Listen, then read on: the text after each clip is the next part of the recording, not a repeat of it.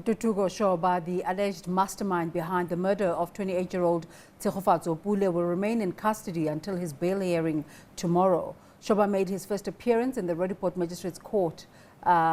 Police had arrested him at his home in Florida, west of Johannesburg, last week. Mzgaise Malipani has been given a 20-year jail term by the High Court in Johannesburg after entering into a plea agreement with the state to testify against Shoba.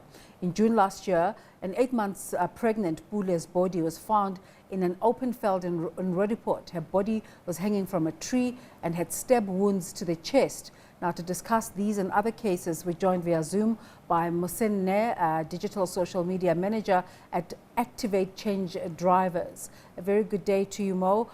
This week, we saw a number of gender-based violence and femicide cases before court. Are we finally seeing justice being done? Hi, Sergey. We meet again. I don't think we can maybe discard what has been done. It's great to see all these harsh sentences and to see that the police are starting to pick up their weight. But essentially, I think when we come to the side of whether we're rehabilitating these perpetrators, I don't think we can say that because most of them are not first-time offenders. So that means that our correctional services is not correcting. We're just sending back hardened criminals to society only for them to go back and do the similar crimes or even worse.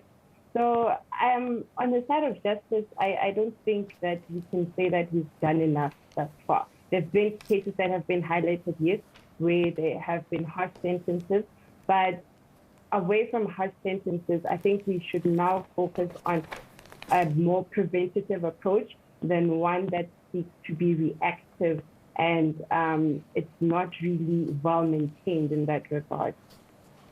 So Police Minister Peggy Cele said they're formulating a plan that will see a dedicated unit to fight the scourge of gender-based violence. Do you think this will be enough to deal with gender-based violence?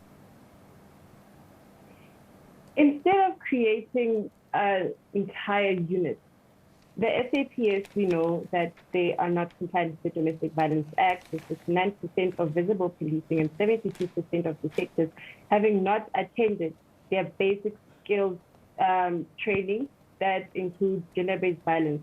And on top of that, according to international standards, we are short of at least 60,000 police officers to meet the official ratio of 1 to 200, and I think it's 82 officers per citizen. So I think we have existing structures, and this thing, we're always creating new structures when there's something that can just be improved on, doesn't necessarily help. So fine, if he wants to create this new unit, will they be trained? Are they going to attend their GBV training? Because if one, we don't have enough officers, the officers that we have are not trained, and then now you want to get new people, how different is it going to be from what is already existing now? I think that's now my question as to, that's a great idea, but how different is it going to be from the existing structure, and why is it different from the existing structure? Why don't they capacitate the already existing officers? Mo, how important is it to include men in the fight against gender-based violence?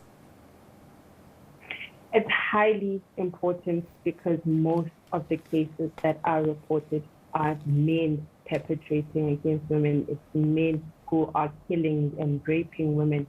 And we're not discarding the fact that it happens to men too, but just for context-wise, this is not about that. It's about them looking at what is currently happening in the country. And it doesn't make sense for women to be the ones who are then advocating against GBV because we're not the ones killing ourselves. There's an active agency doing this. And you will notice sometimes when men are involved in the scourge, in fighting the scourge of GBV, there are people who come out and then want to dismiss that and saying that it's not their space. But these are the people that we need to target. When we talk about patriarchy, when we talk about misogyny and all of that, we're talking about men. So you can't have a conversation about somebody who's not a part of that, and then at the end of the day, you expect them to change their behavior, but you don't want to include them in conversations that ultimately shape their behavior. It does not make sense to me at all. Mohsin, let's thank you so much for talking to us. Thank you so much, David. Of course, it's an ongoing conversation.